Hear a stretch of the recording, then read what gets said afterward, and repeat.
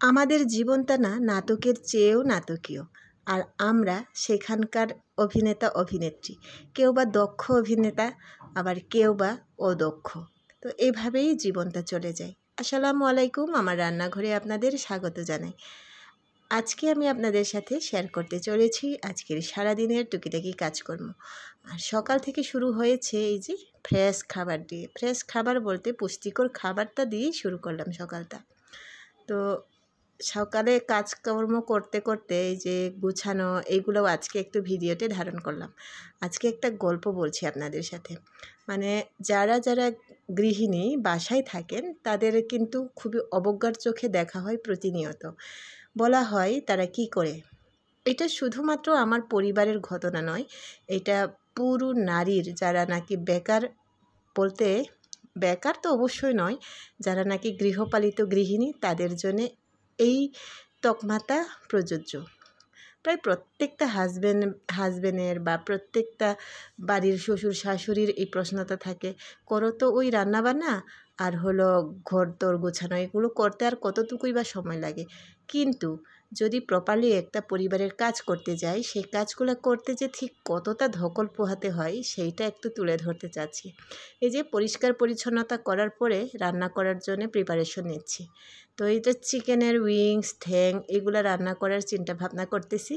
কারণ হচ্ছে আমার ইচ্ছে করছিল না আজকে অন্য কোনো কিছু রান্না করতে, তাই যেটা রেডি করা আছে সেগুলাই রান্না করার চিন্তা ভাবনা। তারপরে আবার এই যে দোকান থেকে বেশ কিছু জিনিসপত্র আনা হয়েছে, সেইগুলাও জায়গা মতো রাখতে হবে, এইগুলাও করছি।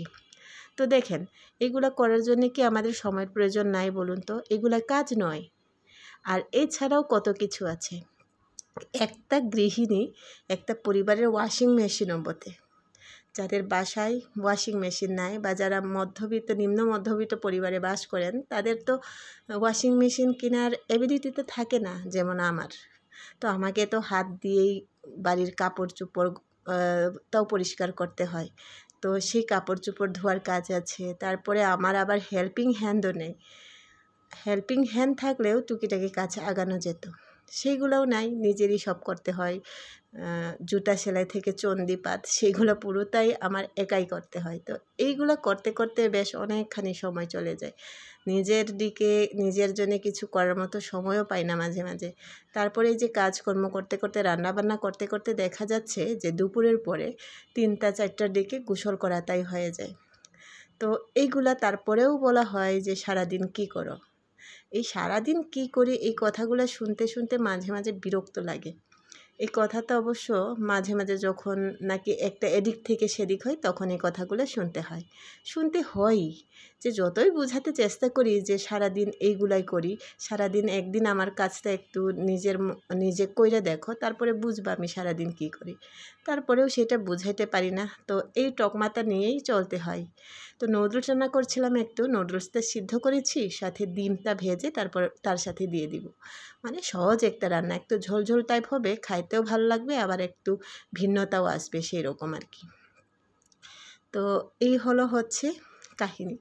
তো এই যে রান্নাটা, মানে কতগুলো গুছাইলাম, তারপরে আবার এই যে রান্নাটা করছি, এটা হলো সকালের মানে দ্বিতীয় ধাপের নাস্তার মতো আর কি। তো এটা করা হচ্ছে বাসায়, যেহেতু সবাই আজকে ছিল, মেয়েটার ছুটি ছিল, এই কারণে এগুলা করা হয়েছে।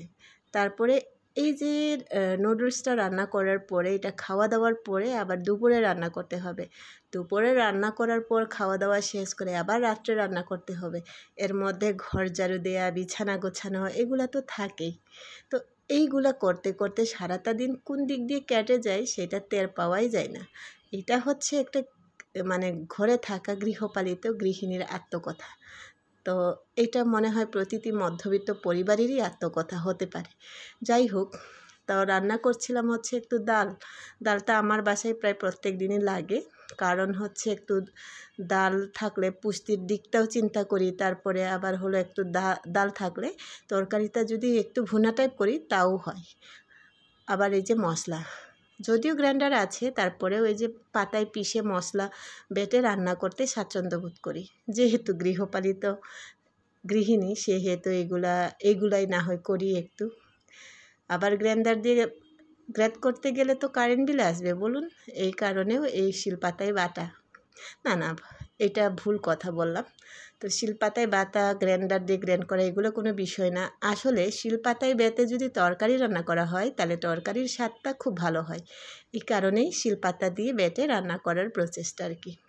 তো মশলাপাতি সব কিছুই বেটে নিয়েছি আগে, এবার রান্নাটা বসিয়ে দিব। তো ডালটা সিদ্ধ করছিলাম, সেই ডালটাতে একটু হলুদ টলুদ দিলাম, তারপরে তরকারির জন্য পেঁয়াজগুলো কেটে নিচ্ছি। এই যে দেখেন তো, গল্প করতে করতে বেশ কতগুলো কাজ এগিয়ে নিলাম। এইটা রান্না করব দুপুরের জন্যে, তারপর রাত্রের জন্য তো আরেকটা ব্যবস্থা করতে হবে, সেইটা আজকে এই ভিডিওতে আর সম্ভব হবে না। যদি পারি সেটা অন্য আরেক সময় আপনাদের সাথে শেয়ার করব। আর এটা রান্নার পরে বিকালে কিন্তু একটা স্ন্যাক্স টাইম থাকে, সেই সময়টা চা, কিছু স্ন্যাক্স বানিয়ে দেওয়া বা বানানো রেডি, তাই আবার প্রিপারেট করে রেডি করে দেওয়া, সব কিছু মিলেমিশে প্রচুর কাজ থাকে। তারপরেও হচ্ছে ওই যেটা বললাম সেই টকমাতাই শুনতে হয়, তাই না? আপনাদের গল্পগুলোও মাঝে মাঝে শেয়ার করবেন। আমার গল্পটা তো আমি শেয়ার করলামই। আর আমার এই রান্নাবান্নাটা কতটুকু গ্রহণযোগ্য সেটা জানি না, তবে এটা আমার বাসার চিরচরিত রান্নাবান্না। যেভাবে রান্না করি, যেভাবে আমার জীবনটা আমি লিড করি, সেইটাই আপনাদের সাথে শেয়ার করলাম। একটু পেঁয়াজ রসুন ভেজে ডালে ফোড়ন দিলাম, ফ্রাই প্যানে একটু ভেজে নিয়েছি। তার আগে এই যে কড়াইতে নামিয়ে রেখেছিলাম, আর এই যে তরকারিও রান্না হয়ে গেছে। তো আজকে এই পর্যন্তই, চলে যাচ্ছি, আবার কথা হবে নতুন আরেকটা ভিডিওতে। সে পর্যন্ত আল্লাহ হাফেজ।